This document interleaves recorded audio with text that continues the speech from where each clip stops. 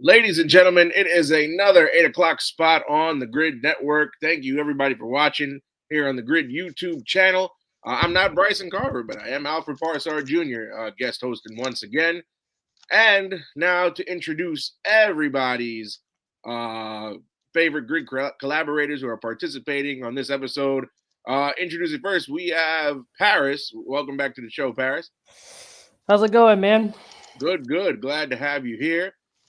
We have by a very large astronomical margin, and probably nobody will catch up to this man, the all-time points leader in the history of 8 o'clock spot, and the man who everybody's gunning for, Mr. Arthur Smith. What's going on, dude? How we doing? How we feeling? Wasn't sure if I was going to be on tonight, but we are. So let's get to it. Last minute addition, but always welcome. And last but not least, Mr. Dylan Lima. How's it going? Pretty good. Glad to have you here. So it's Super Bowl week. We have the rules for the 8 o'clock spot here. But points are going to be doubled this week. So best take 10 points, second best 6, and third best is going to be 2 points. So keep that in mind, folks, for those of you keeping track at home. All right, so we got to get the elephant out of the room. The first thing we're going to talk about is, first off, it's very rare in the NBA you get trades that are done after midnight Eastern time. But the trade that will probably send shockwaves around the NBA for a very, very long time to come, it's going to be the Luka Doncic leaving the Mavericks to go to the Los Angeles Lakers. That trade, of course, done over the weekend. And wait, hold on. We got one more participant I'm going to add to the stage. He caught right in time before we started the scoring or the topic. Let's see. Here we go. Please welcome Mr. Tyler, everybody. Tyler, are you with us? Yes, no, maybe so. And he's frozen. Technical difficulties, folks. Live. We got a live production going on. All right, we'll move him out. Back to where we were. Okay, so Luka AD trade. We'll start with you first, Dylan. The question is, who do you think won this trade? And do you think the league should be investigated? Because as it's been revealed, nobody knew about this other than Nico Harrison, the Mavericks GM, and Rob Pelinka, the Lakers GM. Even the Utah Jazz, who were the third team in the deal, had no idea what was going on and basically were used as pawns. Your opinion? First off, I'll start with the collusion. There is definitely no collusion involved here. This is 100% on the Mavericks for being a terrible organization as far as management goes. You trade away your 25-year-old top 5 player in the league in Luka Doncic just because he's a little overweight. I mean, okay, if you want to complain about his conditioning, sure, but he plays way more games than many other players that have the same problem, i.e. Zion Williamson, who we never see on the court. It's just very clear they didn't want to give him the supermax. And as far as winners go, I don't think either team wins in the short term because, of course, the Lakers get Luka Doncic. He's such a great player. What's the problem with them? Well, of course, his defense is a problem. He's a turnstile on defense, and his effort is going to be questioned no matter what. And they lose their best defender in Anthony Davis. Now, Roy Hachimura has to take over that spot. I don't think that's going to work in the short term. Mavericks have a better roster, but I don't trust Kyrie as number one option. He's always been a super talented player, one of the best players I've ever seen touch a basketball, but he's always shied away from being the overall leader in a group. And Anthony Davis, while he is so damn good and he's having such a career year, I don't know if that's going to gel. Who I think is the winner of this trade? Rob Pelinka. Hear me out. He just rolled out of bed late at night, gets a random phone call from the Dallas area code telling him, hey, you want Luka Doncic? No one's going to say no to Luka Doncic. I mean, one team said no to Luka Doncic, but no one else is going to say no to him. He has the easiest job in the world. He has Genie Bus is a boss who doesn't care about winning, just cares about ticket sales and jersey sales. Who, guess what? Luka Doncic is going to get you both. And now Rob Pelinka has a plan after LeBron. So I think Rob Pelinka is just going to be sitting there chilling for the next 10 years without worrying about getting fired. So overall, I think the winner of this is Rob Pelinka. That's an interesting take. You're basically giving Rob Pelinka the credit for being the mastermind behind the shocker that shocked us all. He just stumbled into the trade. Hey, we just picked up the phone. And he's like, oh, Luka Doncic? Sure, I'll take Luka. Why not? You want Anthony Davis in the first round pick? Sure. The Cavaliers had to trade multiple picks for Mitchell. The Timberwolves had to do the same with Gobert. But all they had to do was give up one first round pick and Anthony Davis for Luka all day, every day. All right. Arthur, you're here rocking like a caged animal. I know you want to speak about this. You were passionate offline a couple days ago. Go ahead. Man. Where do I start? Okay. So, collusion, absolutely. We're going to get to that. Who is the winner in this trade? Short term, I would have to give it to the Mavericks. Have a lot more depth. AD is going back to play his natural position at the 4 spot. Got Kyrie Irving. So that pick and roll or that pick and pop is definitely going to work with AD, in my opinion. You got Derek Lively as well, who's going to thrive in this. Daniel Gafford, when he gets back and healthy, he's going to thrive in this as well. So short term, I believe the Dallas Mavericks are the winners. But this trade is very, very interesting, right? One, LeBron James is not going to win another ring, at least with the Los Angeles Lakers. You can throw that out the window. Nico, it's very, very funny that Nico says he has a problem with Luka Doncic's conditioning, right? But he was still giving you 28 points, 8 rebounds, and 8 assists basically this year in the 22 games that he was playing. The teams that should be more worried about their franchise players' conditioning are the Philadelphia 76ers with Joel Embiid and the New Orleans Pelicans with Zion Williamson. Neither one of them have even thought about trading their franchise player, and neither one of them were in the finals last year. Neither one of those teams have even sniffed the finals. But it's interesting that a year after Mark Cuban sells the team, you immediately say, get this guy out of here. So to me, this says, no, Nico's not worried about his conditioning. Nico just does not look like Luka Doncic. And he went to his longtime friend, back to his Kobe days, and Rob Pelinka, and said, hey, look, can you do me this favor? Luka Doncic's father said it. When you got to do things in secret, you look hypocritical. And the fact that this was done in secret, Nico knew he was doing some hoe stuff. He knew that Dallas Mavericks fans weren't going to like this. He knew this was going to shake up the NBA. And he went to his friend and said, yo, can you do me this favor? And Rob Pelinka said, sure, buddy. Why not? I'm tired of AD complaining about not playing the floor anyways. Yeah, go ahead and give me Luka. Why in the heck would you take on a player that a previous team said they're worried about his conditioning? I wouldn't do that for anybody unless it was my best friend coming to me saying, hey, I need you to do me this favor. Can you look out? And I'm going to say, yes, I'm going to look out. Rob Pelinka after 2020 has not built a championship roster. So when you got people like Barry who say, we're going to get superstars in trades or we're going to get superstars in free agency, no legitimate superstar, all-star has come. Before Kobe retired, they weren't really getting anybody. And when they did see somebody like Dwight Howard and Steve Nash, what did they do? Wash out. Steve Nash was old. Kobe and Dwight Howard didn't get along. And then afterwards, you pick up Anthony Davis. Thank God for that one. And then after that, you get Anthony Davis and Dwight Howard. But after that, nothing works with Russell Westbrook, Carmelo Anthony, and those guys. They're old. They can't play any defense, and it just washes out. So it looks like, man, you don't know what you're doing. Last but not least, the new collective bargaining agreement that's going to come is going to haunt these players. There's not going to be any more player empowerment. There's not going to be these superstars and all-stars being able to take control of their careers. It's going to go exactly back to what it was before. The owners control everything. Jimmy Butler, hey, man, look, fair or unfair, it happened because of you. Ben Simmons, fair or unfair. Kawhi Leonard, same thing. DeAaron Fox, same thing.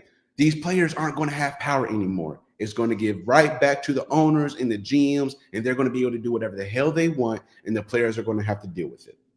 All right, last question. Collusion or no collusion? You think we need an investigation? Absolutely.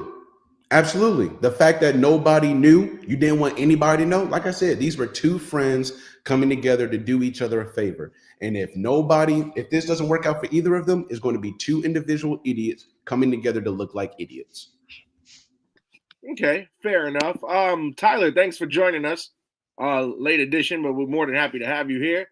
The question is, Luka AD, who wins that trade, the Mavericks or the Lakers? And do you think that there's fishy business going on, the fact that nobody knew other than Pelinka and Harrison about what they were intending to do? Hey, sorry about the connection issues. Appreciate you having some patience here. And man, y'all know I'm Dallas born and raised. I was season ticket holder at Reunion Arena before we were even a relevant franchise. But this is the worst thing that has ever happened to a fan base. And it is the biggest malpractice in NBA history. The fact that there's so many different factors, but collusion, absolutely, because Rob Pelinka took Nico Harrison behind the dumpster without lube and gave it to him. That's what happened. And I'm hearing more and more that, okay, Dalton Connect, 3 first-round picks was the first framework of the deal. Oh, no, Rob Pelinka tells Nico Harrison, oh, yeah, you're right about Luka Doncic. He's really a risk. He's overweight. Yeah. So he's not worth all this. Okay, yeah, Rob. Yeah, whatever you say, Rob. And single-handedly just ruined the hopes and dreams of over 3 million diehard Mavs fans because we love Luka. It doesn't matter if he complains. It doesn't matter if he's got a little chin on him. He gets buckets on you no matter what. In the playoffs, he averages 32, 8, and 8. That's only behind one person, Michael Jordan. So you're going to tell me after he went to the finals, game 1, dropped 30 on the Celtics? He wasn't the one that choked in the finals. No. Kyrie Irving, respectfully, didn't show up. PJ Washington was a no-show in the NBA Finals. This has to be investigated, and Nico Harrison, you better watch your fucking back. Wow, strong words from the fan base. I got to ask you one question. You said it's the worst thing that ever happened to a fan base in the NBA. So you think this is worse than LeBron leaving Cleveland in free agency? If Luka comes back and wins us a title, then we could have that conversation. Because fair enough. Because LeBron did that. He went back and he did. But Nico Harrison, who is Nico Harrison to make this move? He's been with the Mavs for 2.5 years. Mark Cuban hired him. And you know what? This isn't the first big fumble of Nico Harrison's career. I take you back to the Nike dealings with Stephen Curry when he called him Seth Curry and had KD on the PowerPoint. He fumbled the deal with Steph Curry signing with Nike. That's why he's with Under Armour. This has got to be investigated. Nico Harrison has got to be checked for this shit. Nobody should have the power to do that. And the reason collusion is evident, you're not even supposed to sign off on this shit. Danny Ainge threw in 2 picks for this deal. He didn't know until 30 minutes, and it was too late, that this was a part of a Luka Doncic to the Los Angeles Lakers deal. And now, reports today saying that Nico Harrison does not have plans to be a GM of the Mavs for very much longer, that he wants to be in the NBA league office. Oh, you're not fooling nobody. Give me Luka back. I love AD. Max Christie is a baller. Give me Luka back, though. This is what every Mavs fan wants. We would rather lose and fight with Luka Doncic, then win this way. Fair That's enough. just And, the truth. according to And the that report, according to the reports and the articles that have been out, had Danny Ainge been able to get Utah out of the deal after he realized what was going on, the Lakers and the Mavericks were said to, and I quote, have other teams as backup plans that they could have went to. So, and furthermore, the Lakers actually pressured that Jazz Clippers trade so that the Jazz could free up roster space so that Hood Schifino can go there, and so that Max Christie wouldn't have to travel back with the team from New York. So, a bunch of craziness. Last but not least, Paris, you've been patient. Go ahead, my man. Collusion, yes or no? And who won the trade? Okay, collusion, yes or no? In this situation, I can understand why a lot of people would think of collusion, but to me, this is how a trade should go. Why does everybody need to know who I'm trading for? I'm coming to you. Hey, I want your player. Do I want to play? Who do you want back? Let's do the trade. I don't know why we've gotten used to, the whole media knows exactly when a trade's going down, who's it going to, who's in talks. I don't see why there has to be that necessary step. I understand that's how it is nowadays, but if I'm an owner, I don't need everybody knowing exactly who I want, what I'm trying to get for it. I'm going talking to somebody, asking for them. If I get them, great. If I can't, cool. That's it. So I can understand in this case because it was so late. Why are we trading at midnight? That's very weird. I can understand in this case, but in general, no, I don't have a problem with somebody trading randomly. Nobody knows about it. To me, that's how I would handle business anyway. So I don't see why it's such a big deal. But who wins the trade? I like how Arthur said with right now the Mavericks and later the Lakers, because honestly, getting Luka to me is such a future move. This is this is Luka's team going down farther in the road. Once LeBron leaves, hey, we don't have to worry about who's handling this team. This is Luka's team. For the Mavericks, I love AD. AD is a great player. I don't see Kyrie and AD working out great. AD is always injured. Kyrie has been able to play recently, but we know his past of having issues on and off the court. I don't think them two are going to work out together. The Lakers, I see them making a playoff run and getting beat. Definitely when defense comes into play in a tough West division conference, they're going to end up getting bounced. I don't think either team makes a deep run this year. But for the Lakers, I like the future with this. For the Mavericks, I don't know how we woke up this day and said, you know what, we should get rid of Luka. Nobody wakes up and does that. But collusion, I don't think so, just because to me, this is how I feel like trades should go. I don't need everybody knowing my business of trading somebody. Okay, fair enough. Let's go to the comments. We've got people chiming in all across from YouTube, and Barry Grant, who is on the grid, says the only person he feels bad for is Tyler. Rob Pelinka hustled. Nico Harrison. For anyone not giving Rob credit is bugging. Barry says the man is a wizard and a shark. He also says that anyone crying for an investigation is also bugging and to get over it.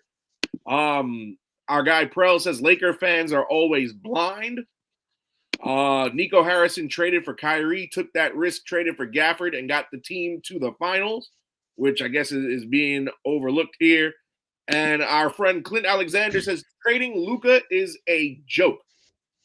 So lots of people chirping here about what's going on. All right, point totals. Remember, folks, the points are doubled because it's Super Bowl week. I'm going to start out with the lowest and go up to the highest as far as points totals goes. So first, Dylan, I'm going to give you 6 points. I feel that you had valid points. The only thing is that you said that Rob Pelinka woke up and just stumbled into the trade, which they actually planned that trade from what The Athletic and ESPN Plus revealed. They planned that from the beginning of last month. They actually went out to coffee together to discuss moving Luka. But otherwise, solid points. I couldn't decide between who had the best take between the three. So Arthur, you get 10. Paris, you get 10. And Tyler, who I feel especially bad for because he is a Mavs fan, and I feel like he's on the verge of tears, 10 already. It's just shocking to me that Paris actually, I was going to give you 6, but then when you said, why are we used to things leaking? And I didn't think about that. Like in the age of social media, anytime there's even a rumor or an inkling that somebody's going to get traded, Shams will report it. Woj in the past, before he moved on to other things, would report it. So the fact that this didn't leak and it was kept airtight, that's a good point, because back in the day, in the 80s, 90s, early 2000s, we didn't have anything to leak rumors. So, I got to give you credit for that one. But enough about Luka and AD. I'm pretty sure they'll talk about that for the rest of the week ad nauseum. But perhaps the biggest game of the year, of the season, ladies and gentlemen, the Super Bowl. Of course, this year's Super Bowl, Chiefs-Eagles rematch. Patrick Mahomes and the Chiefs looking to three-peat, first three-peat in NFL history, against the Eagles, who have had a really solid year. So I got to start with Arthur first. Who do you got for the Super Bowl, and why? I'm gonna keep my hopes up and go for the Eagles, man. I understand that they're going to be going up against the Chiefs, more disciplined team, more experienced team, very well coached, have the better quarterback, tight end, have one heck of a great defensive coordinator. But I believe that the Eagles are going to they need to come out immediately and punch them in the mouth. You got to come out fast and blow this team out. A lot of people are saying to come and, try to run the ball effectively against this defense. I don't think that's how you start out. I believe that you need to catch the Chiefs off guard, and you need to have Jalen Hurts throwing the ball. I don't care if you're throwing it 5 yards, if you're going medium, or if you're going the long ball. You need to get Jalen Hurts comfortable in that pocket to where he can back up and he can throw. And that's going to make the Chiefs want to back out that box a little more. And if you decide to hand off the ball to Saquon Barkley, you can do that. If you decide to hand the ball off to if you decide to for Jalen Hurts to just go ahead and take it himself so he can scramble, or a QB design where he can run for some yards, you can go ahead and do that. But A.J. Brown and Devontae Smith and Dallas Goedert, they're going to need the ball early. You're going to have to take advantage of the fact that Kansas City loves to play man. You're going to have to take advantage of the fact that A.J. Brown is one of the best one-on-one wide receivers in the NFL in today's game. Devontae Smith, he's going to be able to have his moments and be able to open the field as well, that other playmakers can do their thing. Their defense is going to have to be very, very disciplined. Guys can't be emotional. When you're on that line, whoever's in the trenches, you better make sure you're on that line well. Jalen Carter likes to get to the quarterback. We don't have time for roughing the passer calls, my guy. Fair or unfair, it doesn't matter if it's legit or if it's not legit. This is how it goes when you're going against the Kansas City Chiefs. You're going to have to be on your P's and Q's. You're going to have to be disciplined. They are going to be disciplined. The Chiefs are going to be disciplined no matter what. The Eagles are going to have to not only match that discipline, they're going to have to exceed it. All right. So you can't get emotional. You're going to have to stay locked in on the game. Yes, these things are emotional, but you can't allow that to where the refs say, you know what, let me take this yellow flag out and then I'm going to penalize you. In those moments, it's going to go the Chiefs' way. It does every single time. So I got the Philadelphia Eagles. I believe Jalen Hurts is the X factor, and he's going to put this team on his back and win the Super Bowl. All right. So Arthur clearly rooting for the Eagles there. Paris, who you got? Chiefs, Eagles, or why? So, am I rooting for the Eagles? Yes, I am 100% rooting for the Eagles. But do I think they'll win? No, I don't think they'll win at all. And I like what Arthur said. You have to get it to your weapons. AJ Brown especially, you have to give him the ball. But it's going to come down one. They have to give it to Saquon. Saquon has to really beat this team. And I know everybody's been talking about the Chiefs' defense is this. Chiefs have a great run defense. They have Chris Jones up the middle. The benefit of having Saquon Barkley, you don't have to run it up the middle. You can run it any direction, and he can go that direction and take it 80 yards for a touchdown, no matter what direction you send him. But you got to give him the ball. And what tends to happen, at some point in the game, the Eagles are going to get behind. There is no doubt. I'm not going to say they're going to start getting blown out. But at some point in the game, the Chiefs are going to have the lead. And what teams love to do, the moment they go behind any amount of points, they can go down 3 points on the first drive of the game, they forget how to run the ball. I don't know what it is about teams, but the moment they see that they're trailing, they forget that you have a running back on their team. And I see that happening. And if they do that, that's going to cost them the game. I don't care if they're down 7-3, 7-14. As long as there's still 15 minutes on that clock, we give Saquon Barkley the ball. He has to get the ball. He's got to go score. And that's not going to happen. They're going to try and trust Jalen Hurts way too much. Jalen Hurts is going to turn the ball over. He's going to fumble the ball. He's going to get sacked. And then if the best comes happen, I see it as Mahomes gets the ball with like 2 minutes left and he wins the game. I just don't think there's enough things to happen for the Eagles to pull this out and beat the Chiefs in the Super Bowl. Okay, fair enough. So you want the Eagles to win, but you think the Chiefs end up winning the game. Yeah. All right, Dylan, talk to me. I think I'm going to agree with Paris on both fronts as far as obviously wanting the Eagles to win, but the Chiefs being the winner. Because if we're talking on paper, I think the Eagles have just one of the best teams. Talking about 11, like 22, you're starting 22. The Eagles just have such a great both sides of the ball. Again, they're top passing defense, top 10 in rushing defense.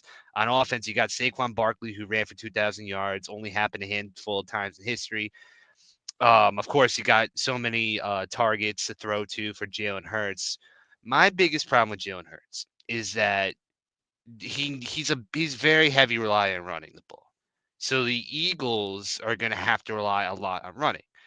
Hurts doesn't throw the ball often. He's very efficient with as far as, completion percentage, not making too many turnovers when throwing the ball. But I'm worried that if he has to throw the ball 40 plus times, will he make mistakes? Absolutely. He's definitely someone that has fumbled. He's someone that turns the ball over quite a bit. And if this game goes down to a one possession, the Chiefs are undefeated in one possession games. Their only 2 losses in the regular season were by 9 and when they got shut out in the last game of the regular season, which obviously they didn't have their starters really playing anyways. So if it gets down to nitty-gritty, which I think they do, because again, the Chiefs also have a top 10 defense overall, and they have the best quarterback in Patrick Mahomes, who already knows what it takes to win Super Bowls, already knows how to make the big-time plays, because Mahomes, what he is a great quarterback that knows how to make the right plays at the right time. You're not going to make him make too many mistakes unless you get pressure on him, and I don't know if the Eagles can really do that.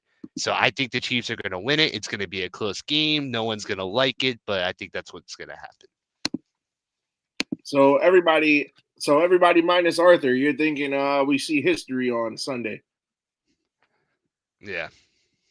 Well, all right, and I guess we've lost Tyler, so it's back to a 3-man show. So okay, let's go to the comments here. Got people writing in again.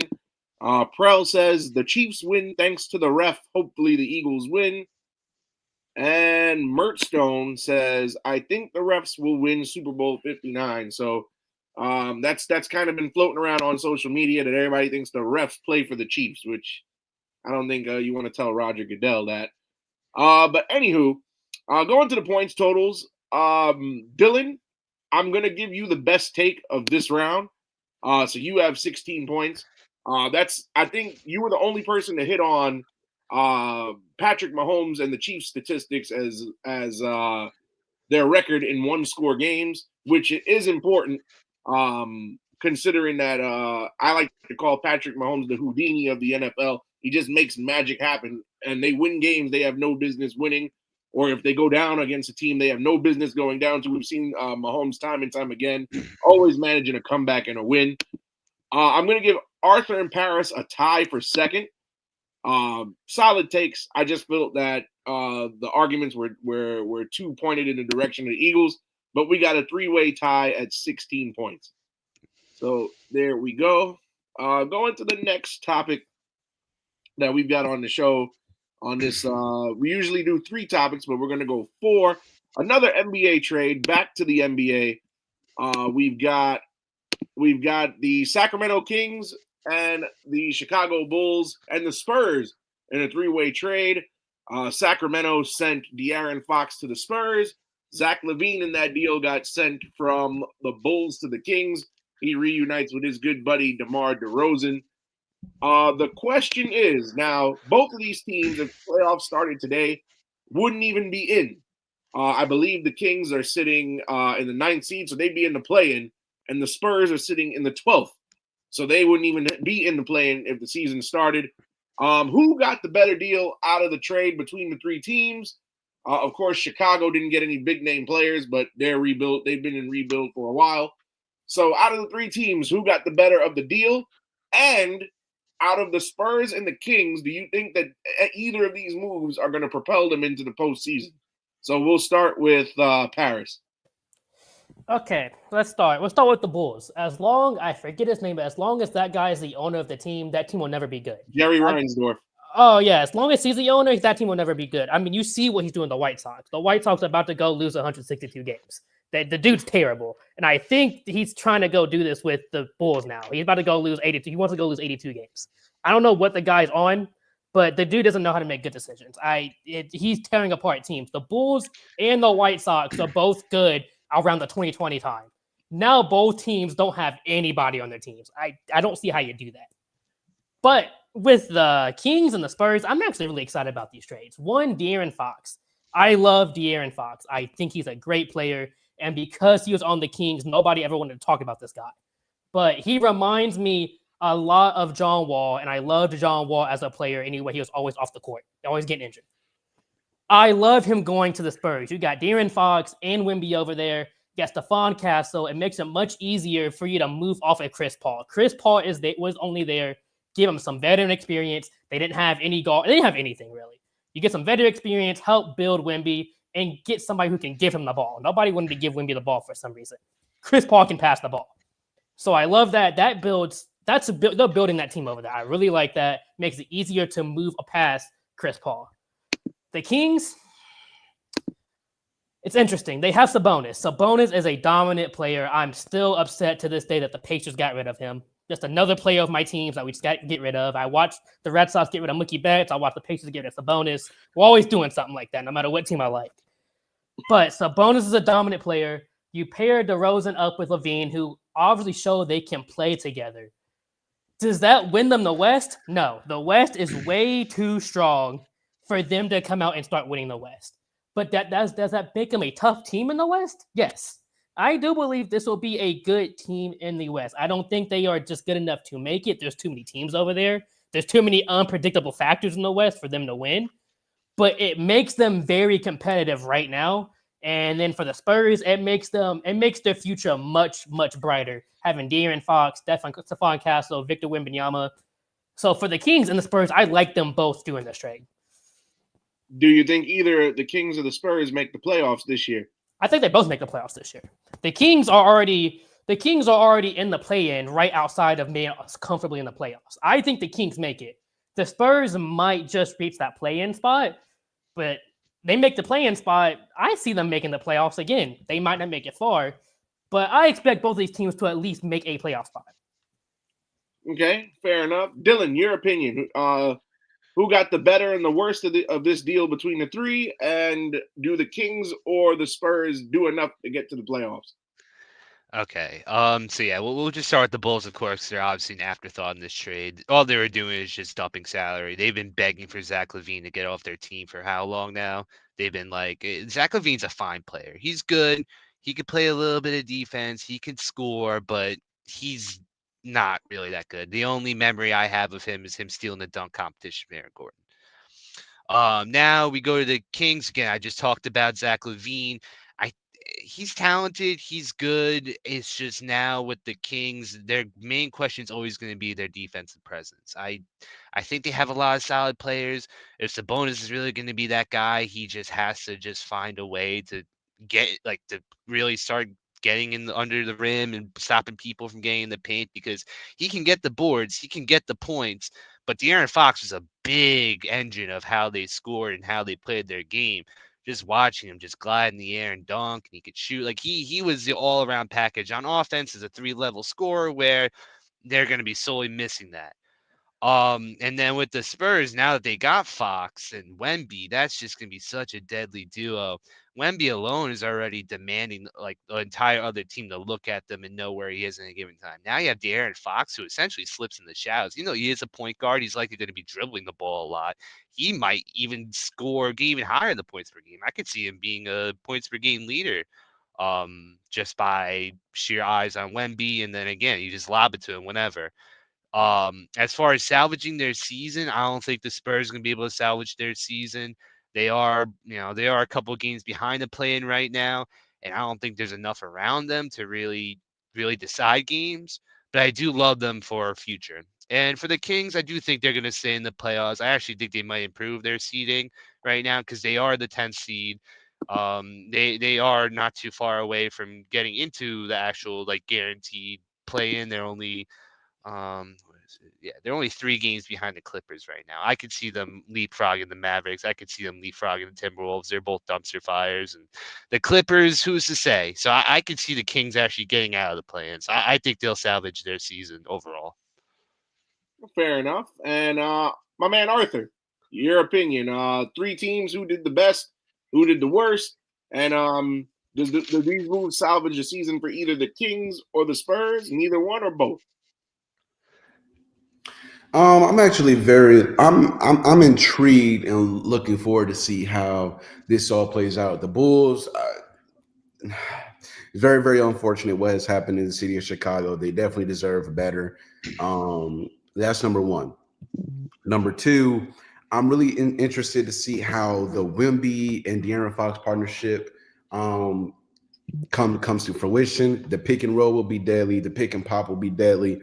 And also it gives DeAaron Fox the chance to learn from one of the greatest point guards of all time.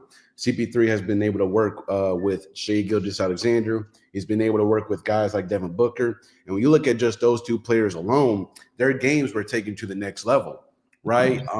And Shai talked about that, how like having Chris Paul there, it feels good, right? You know what I'm saying? Like you just learn so much. Again, he is one of the greatest, top 5. I think he's top 5, right? Without a doubt, top 10, but he's arguably top 5 point guards of all time. And so be able to learn as much as you possibly can from him. Again, he's a really, really great scorer, but also being able to play make, that's going to be amazing for DeAaron Fox in order to improve his game. And it's also going to be amazing for the San Antonio Spurs and where they want to go for the future. You're going to have to be able to get pieces around Victor Wembanyama and DeAaron Fox for them to be able to be successful. And I believe they'll do just that. The Sacramento Kings, we see Zach LaVine and DeMar DeRozan paired back up. I like that. I didn't like the fact that DeMar DeRozan left Chicago anyway. I felt that he and Zach LaVine were very, very comfortable. I thought the biggest thing that they were just missing Lonzo, right? That was my biggest takeaway is they're missing Lonzo, their best defender and their point guard. He brings a whole lot to the table. But to have DeMar DeRozan and Zach LaVine in Sacramento, it's going to be fun to watch. Malik Monk, he's another clutch player that the Kings have. And so him and DeMar DeRozan being able to go back and forth with each other in clutch moments is going to be nice to watch. So as well as Zach LaVine, can the Kings and the Spurs salvage their season? I believe that there is a big chance. San Antonio's few games out of the play-in. Sacramento would be in the play-in right now. With the fact that DeMar DeRozan and Zach LaVine already have chemistry with each other, I believe that'll really help the Kings, and I believe the Kings will really be able to salvage their season. They'll still be in the play-in, in my opinion, but I believe they'll be in the playoffs. San Antonio, as long as they can stay healthy, Victor Wembanyama can keep playing like he's playing. Him and DeAaron Fox can really coexist. And Chris Paul, whether he's playing a bench role or he's going to remain in the starting lineup, can just be a teacher and mentor as best as he possibly can for DeAaron Fox. I believe there's a very big chance that the San Antonio Spurs can salvage their season as well and be in the play-in. Okay, a couple of comments. Barry Grant Jr. says, the Spurs are big-time winners because they can plaster CP3 on the bench, trade him, and rid themselves of the jinx. The basketball gods were kind again. He sounds like a Chris Paul hater. My good friend Shaheem Taylor says the Spurs got the better of the deal for sure. All right, to the scoring. Paris, I went in and gave you 6 points. You hit on some good topics, but I felt like your argument just wasn't in depth, so to speak. I couldn't decide between Arthur and Dylan, so you guys both get 10. Originally, Dylan, you had this topic, but then what Arthur mentioned, what nobody else did, was that nobody mentioned that CP3 is going to play the mentor role should he stay on the Spurs. So I think that's very big. DeAaron Fox has been the point guard for the Kings, but never really had that mentorship role in his career. All right, next topic. We are going to a little baseball talk. Hall of Fame class announced for 2025. We've got Dick Allen, Dave Parker, Ichiro, CC Sabathia, and Billy Wagner. But a lot of people saying that CC should not have got in, and a lot of people saying that Billy Wagner, this was his 8th time on the ballot and just barely got in. Had he not got in this year, he would have been off the ballot completely. Questions going around: are Sabathia and Wagner, are they deserving of the spot with Ichiro? Of course, Ichiro was 1 vote off a unanimous. I'd like to meet the guy who didn't vote for Ichiro, but we'll start with Arthur. Sabathia and Wagner, Hall of Famers, yes or no, and why? Absolutely.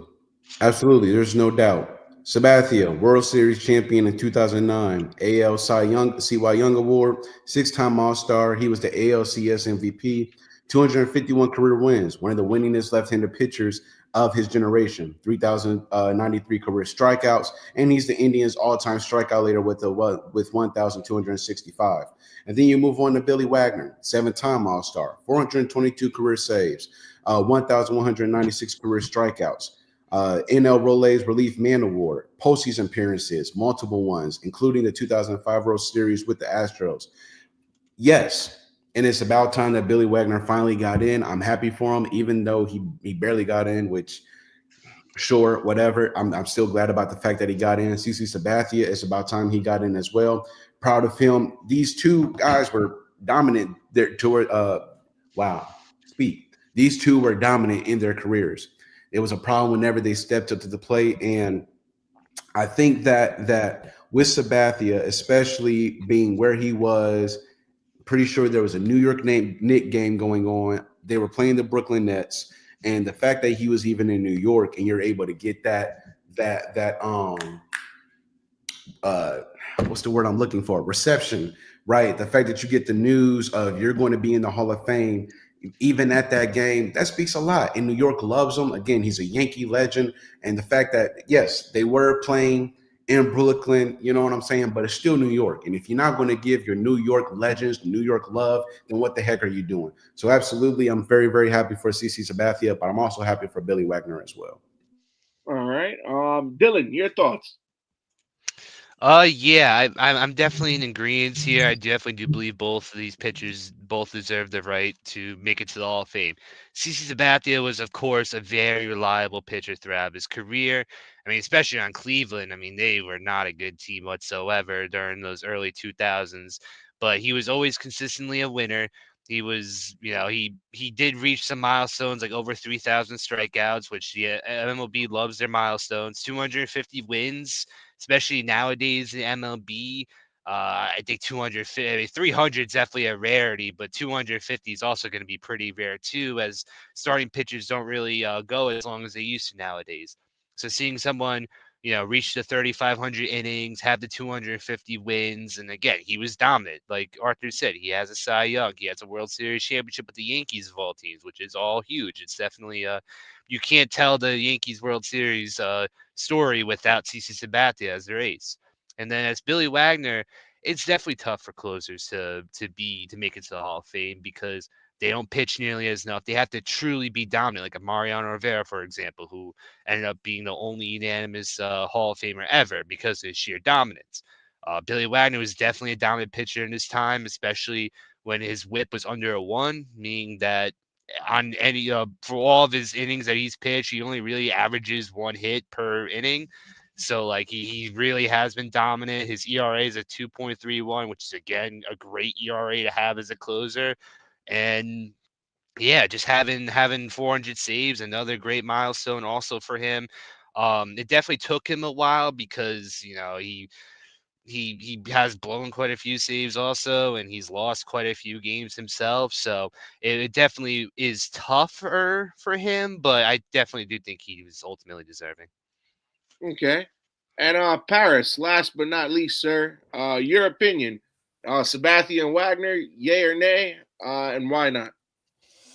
Man, see, Sabathia. I'm pretty sure everybody knows I'm a Red Sox fan, and I'm a young Red Sox fan. So obviously, I don't even remember CC Sabathia being on the Indians. Like that memory never happened. All I remember is CC Sabathia being on the Yankees, how bad I wanted the Red Sox batters to light him up every single time, and how they never did. And what really hurt me is David Ortiz himself.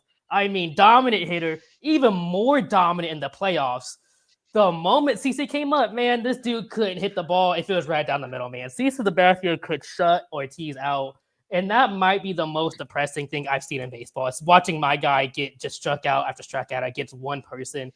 He's one of the people I think I've wanted somebody to hit off some more than anybody. You never saw it happen. The stats prove it that he should be in there. There's no reason he shouldn't be in there. But if you just watched him play, just watching him play shows that he should be in the Hall of Fame. There's no way you watch him like this guy is not good. That dude was a great pitcher. Now, Billy Wagner, again, that's definitely a guy I had never seen. But if you look at the stats, that guy should be in it. He multiple saves, having 40 saves multiple times in a season. You don't see that with closers nowadays. I mean, nowadays it's all about people hitting home runs, and he wouldn't let people hit off of him in general. Yes, he had blown saves, but 40 saves in the season, and he does it multiple times. You don't see that happening. Billy Wagner, yes, should be in the Hall of Fame, and CC Sabathia 100% should be a Hall of Famer.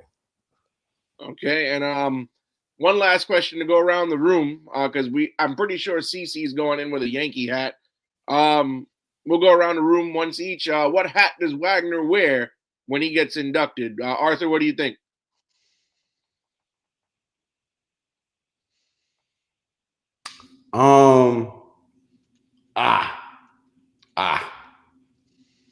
He's got to pick from the Astros, the Phillies, and the Mets. Yeah.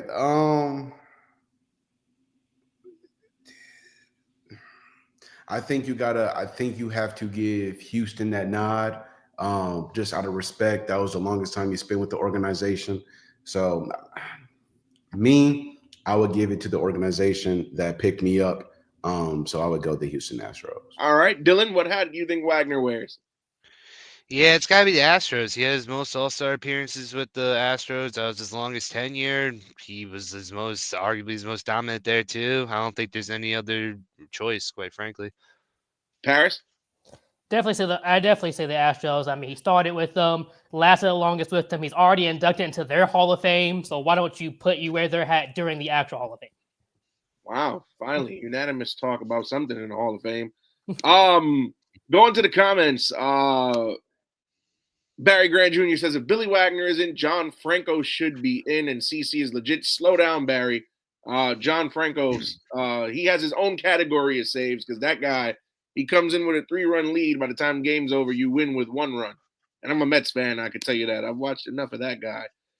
All right, so to the scoring, I'm going to give the best take to Dylan. Dylan came firing with ERAs and actual statistics and accolades. So Dylan's moving on to the final round, and is interesting to say it's going to be a 3-way final round because I give Arthur and Paris a tie. They ended up tied in their total with the second best take. I just felt like Dylan had the strongest take out of the 3, and I couldn't decide between Arthur and Paris. So everybody is moving on. All right, the bonus worth 20 points. Only one man can score, and the man that scores in the bonus will be the winner. Super Bowl is this Sunday, gentlemen. As you know, a lot of people around the world do Super Bowl parties. And at a Super Bowl party, you always have food.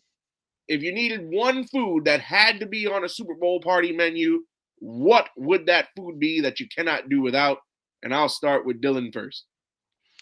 So I'm wearing a Coors hat. I wish I could use beer, even though it's technically a drink, not a food. Obviously, you can't have a Super Bowl party without a little bit of alcohol. But as far as food goes, you got to say pizza. I mean, it's just so you could just stack like 5 pies. Everybody loves pizza, whether you eat, whether you're vegetarian, whether you love wings, whether you love whatever. I feel like pizza is just a general crowd pleaser that no matter what age, who you are, you're going to want a slice or two. No one says no to pizza. So give me pizza. Fair enough. Paris, what's your preferred Super Bowl food? I'm going to go with boneless wings. I'm a big boneless wings guy. There's a lot of different types of boneless wings you can get, man. Listen, I love buffalo, but listen, you got buffalo, garlic parmesan. You got hot or not hot buffalo. I mean, you got sweet and sour. I mean, people love wings. Even if you don't like a certain type of wing, you can get the sauce and you end up liking the wings. I'm going buffalo wings. Well, somebody here doesn't like buffalo wings because Arthur had to get up and walk off. Arthur, I guess you don't like buffalo wings. So what's got to be on the Super Bowl party menu for you? Hang on. Did he say buffalo wings or boneless wings? He said boneless wings. So you finna serve chicken nuggets at a Super Bowl party, Paris? Hey, man, you can call boneless wings chicken nuggets all you want, man. They're still good. I don't care what you call them. Listen, got to get the kids involved too. You can't go wrong with chicken nuggets with kids. Look, man. Chicken wings, the ones with the bones in them. That is the right answer. First off, they're easy to share. All right. It doesn't matter how many people are coming. You can easily get enough chicken wings to fill whoever is coming. Flavor variety, it don't matter. Bring all the flavors. You can bring barbecue. You can bring buffalo. You can bring lemon pepper.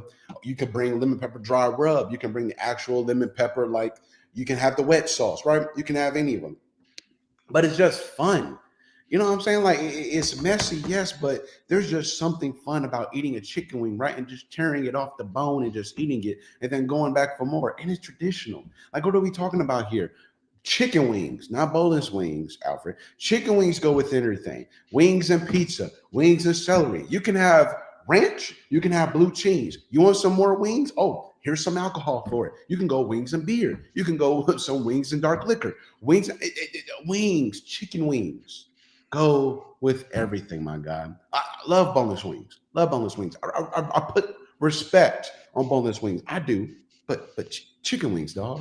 Come on now. They're the premier. They're the lead. All right, boneless wings want to be chicken wings. You feel what I'm saying? It's just another level. This is tough. This is tough because I like both. I got to give the winner of this argument. I got to go with the undisputed points leader, Mr. Arthur Hurst. Dylan, you had me at pizza, but Arthur's argument was just far too convinced because I've never thought of that. You could have pizza. You could have wings with your pizza. You could have wings with beer. You could have wings with Hennessy or whatever dark liquor it is that you want. Crown Royal, whatever. Like, there's just nothing that wings that regular wings don't go against. I mean, I personally prefer boneless, but for a Super Bowl party, there's nothing like a good bone-in wing. In my defense, look, I purposely threw vegetarians and threw kids in there too, as far as why I said pizza, because you could quite literally no one's saying no to pizza. People will say no to wings, but no one's saying no to pizza.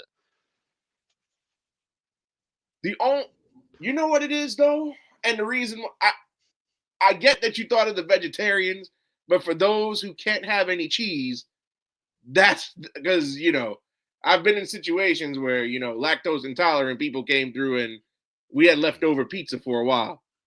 But compelling arguments all around, gentlemen. Arthur, would you like a brief victory speech? Nah, man. I honestly, look, the Grammys was this past weekend. The number one hip hop artist in the world right now, Kendrick Lamar, swept. And I'm looking forward to watching Super Bowl, but I'm really, really excited to see what Kendrick Lamar does with this halftime show. Don't forget, it's him and SZA. Well, folks, that's been another 8 o'clock spot. We'll be hopefully next week, Tuesday at 8 o'clock and not 8:30. But congratulations again to Arthur. Thank you, everybody else, for participating. And we shall see you next week. All right. Good job, gentlemen.